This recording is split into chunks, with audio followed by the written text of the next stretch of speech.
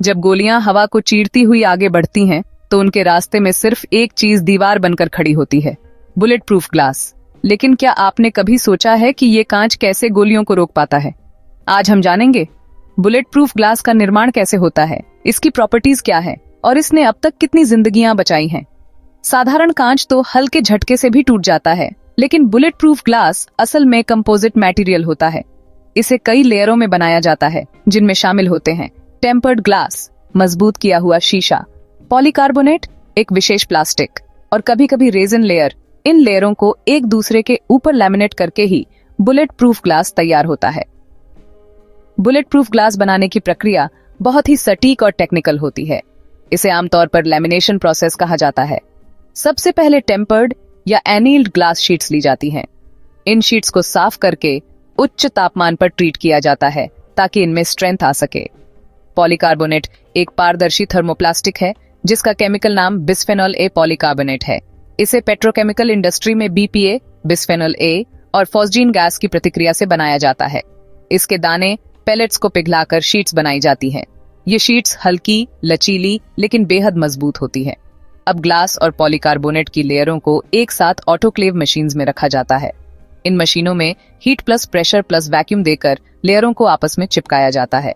बीच की लेयरें impact energy absorb करती हैं और ग्लास बाहर से कड़ा शेल प्रदान करता है।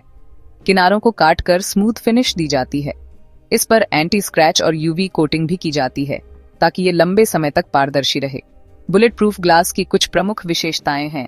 हाई इम्पैक्ट रेजिस्टेंस, गोलियों की किनेटिक एनर्जी एब्जॉर्ब करता है।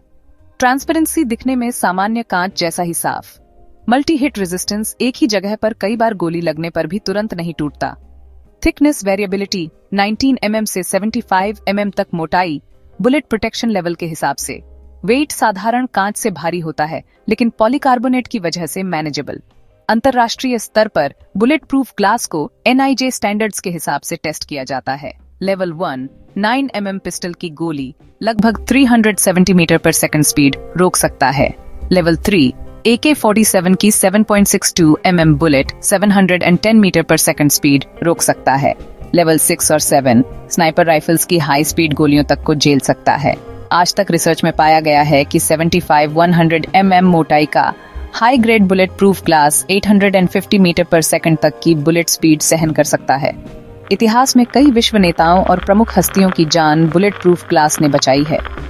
जॉन F कैनेडी की हत्या के बाद 1960s में अमेरिकी राष्ट्रपति की गाड़ियों में बुलेट प्रूफ ग्लास अनिवार्य किया गया।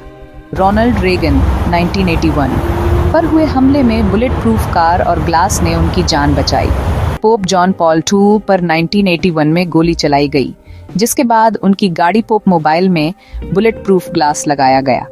भारतीय प्रधानमंत्री की सुरक्षा में आज हर गाड़ी में लेवल 7 बुलेट प्रूफ ग्लास होता है।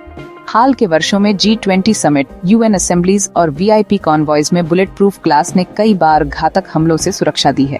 कुल मिलाकर आज तक दर्जनों विश्व नेताओं और सैकड़ों अधिकारियों की जान बचाने का श्रेय इसी टेक्नोलॉजी को जाता है।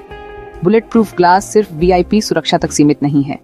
ये बैंक, दूतावास, हवाई अड्डे, मिलिट्री व्हीकल, हेलीकॉप्टर और एयरपोर्ट टावर्स में भी इस्तेमाल होता है। भविष्य में नैनो टेक्नोलॉजी और ट्रांसपेरेंट सेरेमिक्स से और भी हल्का व मजबूत बुलेट प्रूफ ग्लास बनने की संभावना है। तो दोस्तों, अगली बार जब आप किसी बुलेट प्रूफ कार या VIP काफिले को देखें तो याद रखिए, इसके पीछे विज्ञान और इंजीनियरिंग की महीनों की मेहनत छिपी है। बुलेट प्रूफ ग्लास सिर्फ एक शीशा नहीं, बल्कि हजारों जिंदगियों का सुरक्षा कवच है।